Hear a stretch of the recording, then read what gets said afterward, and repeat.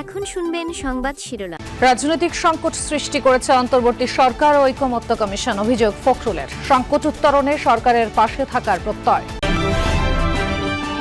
সংস্কার না মানলে দায়িত্বহীনতার পরিচয় দেবে বিএনপি, মন্তব্য তাহেরের। ভোট চাইলেও হিন্দুর অপেক্ষিত ছিল খুলনায় সনাতন শাখার সম্মেলনে পরোয়ার। জুলাই সনদ ও গণভোট বিতর্ক প্রভাব ফেলবে না নির্বাচনে, বলছেন রাজনৈতিক বিশ্লেষকরা। সুযোগ আছে দলগুলোর সাথে ঐকমত্য কমিশনের মতভেদ দূর করা। প্রতীক ইস্যুতে এনসিপির আন্দোলনে নজর আছে নির্বাচন কমিশনের, জানালেন ইসি আনোয়ারুল। বিধিমালা প্রকাশের দাবি হাসনাতের। সেন্ট মার্টিনের পর্যটন নিয়ে নানা অনিশ্চয়তা। কাল থেকে উন্মুক্তের কথা থাকলেও জাহাজ না চালানোর ঘোষণা মালিকদের, হতাশ দ্বীপের বাসিন্দারা। আসসালামু আলাইকুম। এতক্ষণ দেখছিলেন সংবাদ শিরোনাম, এখন দেখবেন বিস্তারিত। মুক্তিযুদ্ধের বিরোধিতাকারীরা জনগণকে বিভ্রান্ত করছে। জাতীয় নির্বাচনের বিরোধিতা না করে জনগণের দাবির পক্ষে থাকার আহ্বান জানিয়েছেন বিএনপি মহাসচিব মির্জা ফখরুল ইসলাম আলমগীর। বলেছেন, নির্বাচন বানচাল করতে একটি মহল উঠে পড়ে লেগেছে। সংসদ নির্বাচনের আগে গণভোটের সুযোগ নেই বলে জানান তিনি। জেএসডির প্রতিষ্ঠাবার্ষিকীর আলোচনায় নেতারা দেশের বর্তমান সংকটের জন্য অন্তর্বর্তীকালীন সরকার ও ঐকমত্য কমিশনকে দায়ী করেন। কখনো সংখ্যানুপাতিক হারে নির্বাচন, কখনো বা জুলাই সনদের আইনি ভিত্তির। এখন জাতীয় নির্বাচনের আগে গণভোটের দাবি জামায়াতের নেতৃত্বে 8টি সমমনা ধর্মভিত্তিক দলের। রাজনৈতিক দলের নিম্নকক্ষ উচ্চকক্ষে একটা ডাম্পিং স্টেশন বানানোর আমরা কথা বলছি। জেএসডির প্রতিষ্ঠাবার্ষিকীর আলোচনায় বিএনপি মহাসচিব রাজপথের এই আন্দোলনের উদ্দেশ্য নিয়ে প্রশ্ন তুললেন। বললেন, জনগণকে বিভ্রান্ত করে নির্বাচন বানচালে উঠে পড়ে লেগেছে একটি মহল। আজকে যারা এই নিয়ে গোলমাল করছেন, রাস্তায় নেমেছেন, তাদেরকে অনুরোধ করব, দয়া করে জনগণকে অনেক বিভ্রান্ত করেছেন। 1971 সালে মুক্তিযুদ্ধের বিরোধিতা করেছেন। আজকে দয়া করে জনগণ যে নির্বাচন চায় সেই নির্বাচনের বিরোধিতা করবেন না। কারণ এই দেশের মানুষ কখনো বিট্রিয়ারের যারা বিট্রি করে তাদেরকে ক্ষমা করে না, তারা ক্ষমা পায় না। বিএনপি মহাসচিব বলেন, অন্তর্বর্তীকালীন সরকার ও জাতীয় ঐকমত্য কমিশন নোট অব ডিসেন্ট না রেখে বিশ্বাসভঙ্গ ও প্রতারণা করেছে। এই সংকট সত্যিকার অর্থে তৈরি করেছেন বর্তমান অন্তর্বর্তীকালীন সরকার। জুলাই সনদ বাস্তবায়নে নভেম্বরে গণভোট দিয়ে ফেব্রুয়ারিতে জাতীয় নির্বাচনের দাবি জানিয়েছেন জামায়াতের সেক্রেটারি জেনারেল মিয়া গোলাম পরোয়ার। খুলনায় হিন্দু সম্মেলনে তিনি এই আহ্বান জানান। আর কুমিল্লায় দলের নায়েবে আমির ডাক্তার সৈয়দ আব্দুল্লাহ মোহাম্মদ তাহের বলেছেন, সংস্কার নিয়ে সরকার যদি তাদের সিদ্ধান্ত থেকে সরে যায় তাহলে পরিষ্কার হবে তারা আর নিরপেক্ষ নেই। খুলনার ডুমুরিয়ায় স্বাধীনতা চত্বরে হিন্দু সম্মেলনের আয়োজন করে জামায়াতের উপজেলা সনাতন শাখা। প্রধান অতিথি হিসেবে যোগ দেন দলের সেক্রেটারি জেনারেল মিয়া গোলাম পরোয়ার।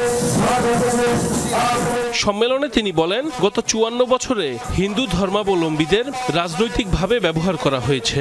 সনাতন সম্প্রদায়ের ভোট নিয়ে যারা ক্ষমতায় গেছে তারা নিজেদের ভাগ্য পরিবর্তন করলেও হিন্দুদের ভাগ্যের পরিবর্তন হয়নি। জুলাই সনদ বাস্তবায়নে নভেম্বরে গণভোটের দাবি জানান গোলাম পরোয়ার। তুমি যদি দাঁড়িপাল্লায় থাকো, জামাতের মিটিংয়ে যাও, তুমি পুজো করতে পারবে না, মা বোনেরা বাড়িতে বেরোতে পারবে না, সিঁদুর নিতে পারবে না, শাখা পড়তে পারবে না, পূজা করবে না। এগুলো হচ্ছে ডাহা মিথ্যা কথা। এই মিথ্যায় আপনারা কান দেবেন না। আমরা বলেছি জাতীয় নির্বাচনের আগে এই সংস্কার প্রস্তাবগুলো গণভোটে দিতে হবে এবং সেটা জাতীয় নির্বাচনের আগে নভেম্বরেই গণভোট দিতে হবে। কুমিল্লায় জামায়াতের নায়েবে আমির ডাক্তার সৈয়দ আব্দুল্লাহ মোহাম্মদ তাহের বলেছেন, বিএনপি যদি সংস্কার প্রস্তাব না মানে তবে এটা তাদের দায়িত্বহীনতার পরিচয়। জাতীয় ঐকমত্য কমিশন ও রাজনৈতিক দলগুলোর মধ্যে মতানৈক্য তৈরি হলেও এখনও সেটা কাটিয়ে ওঠার সুযোগ আছে মনে করেন বিশ্লেষকরা। তারা বলছেন, জুলাই সনদের আইন ভিত্তি ও গণভোট ইস্যুতে তৈরি হওয়া বিতর্ক সংসদ নির্বাচনে প্রভাব ফেলবে না। তবে জাতীয় স্বার্থে রাজনৈতিক দলগুলোকে সহনশীল আচরণের আহ্বান জানান বিশ্লেষকরা। অপরদিকে সংসদ কার্যকর না হলে নির্বাচনের আগে বা ভোটের দিন গণভোট আয়োজন আনুষ্ঠানিকতা ছাড়া বেশি কিছু নয় বলে জানান সিনিয়র আইনজীবীরা। রাজনৈতিক দলগুলোর সঙ্গে প্রায় 9 মাসের আলোচনার ফল জুলাই সনদ, আনুষ্ঠানিকভাবে যার ঘোষণা দেন প্রধান উপদেষ্টা। যে সনদ বাস্তবায়নের সুপারিশ প্রধান উপদেষ্টার কাছে জমা দেয় জাতীয় ঐকমত্য কমিশন। বিতর্কের শুরু তারপর থেকেই। বিএনপির অভিযোগ, যেসব অঙ্গীকারের ভিত্তিতে নোট অব ডিসেন্ট সহ সনদে স্বাক্ষর করেছে দলটি, বাস্তবায়নের সুপারিশে সেসবের অনেক কিছুই পরিবর্তন সংযোজন বিবেচনা করেছে কমিশন, যা নিয়ে দলটির সঙ্গে কোনো আলোচনাই করা হয়নি। এমন ব্যত্যয়কে নেতিবাচক হিসেবে দেখছেন বিশ্লেষকরা, তবে তাতে ঐক্য বিনষ্টের খুব একটা কারণ নেই বলেও মনে করেন তারা। যদি বিএনপির সাথে কনসাল্ট না করে সেটা চূড়ান্ত হয়ে থাকে, এটা কিন্তু তাহলে একটা বড় ধরনের ত্রুটি হয়েছে বলে ত্রুটি হয়েছে, এটা সত্য, কিন্তু সেই ত্রুটিটা সারিয়ে নেওয়ার মতো সময় কিন্তু সরকারের হাতে আছে এবং আশা করছি সরকার এগুলো ত্রুটিগুলো দূর করে এটাকে চূড়ান্ত একটা সিদ্ধান্তে আসবে। নির্বাচন কমিশনের আইন অনুযায়ী শাপলা কলি সহ আরও অনেকগুলো প্রতীক বরাদ্দ দেয়া হয়েছে।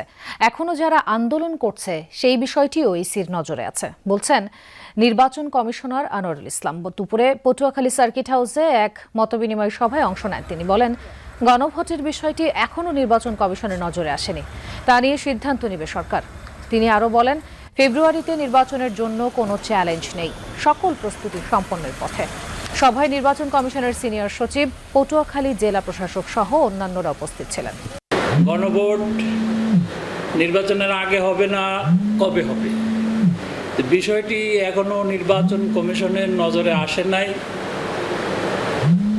সরকার কিভাবে প্রস্তুতি নিচ্ছেন সেই জিনিসটি আমাদের কাছে এখনো পৌঁছেনি, সিদ্ধান্ত হলে পরে আপনারা জানতে পারবেন।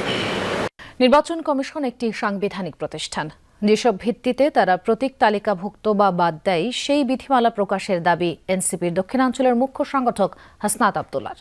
সকালে পিরোজপুরে দলীয় সমন্বয় সভা শেষে তিনি বলেন, যারাই সংস্কারের বিপক্ষে অবস্থান নেবে তাদের সাথেই এনসিপির দূরত্ব তৈরি হবে। বিএনপি ও জামায়াতের সাথে এনসিপির দূরত্ব তৈরি হওয়ার বিষয়টি সত্য নয়। সংস্কার প্রস্তাবনায় তারা একমত হয়ে আবার নিজেদের অবস্থান পরিবর্তন করেছে। যখন জামাত আমাদের সংস্কার প্রস্তাবনাগুলোকে, আমাদের মৌলিক জায়গাগুলোকে এগিয়ে নিয়ে গিয়েছে, তখন মনে হয়েছে জামাতের সাথে আমাদের হয়তো ঋদ্ধতা রয়েছে, আবার একই জিনিস বিএনপির ক্ষেত্রে হয়েছে। বিষয়টি মোটেও এমন না, বরং হচ্ছে সংস্কারের পক্ষে যারা থাকবে তাদের সাথে হচ্ছে আমাদের এনসিপির হচ্ছে একটা ঋদ্ধতাপূর্ণ সম্পর্ক থাকে। নভেম্বরের প্রথম দিন থেকে পর্যটকদের জন্য সেন্ট মার্টিন খুলে দেওয়ার সিদ্ধান্ত নিয়ে অনিশ্চয়তা দেখা দিয়েছে।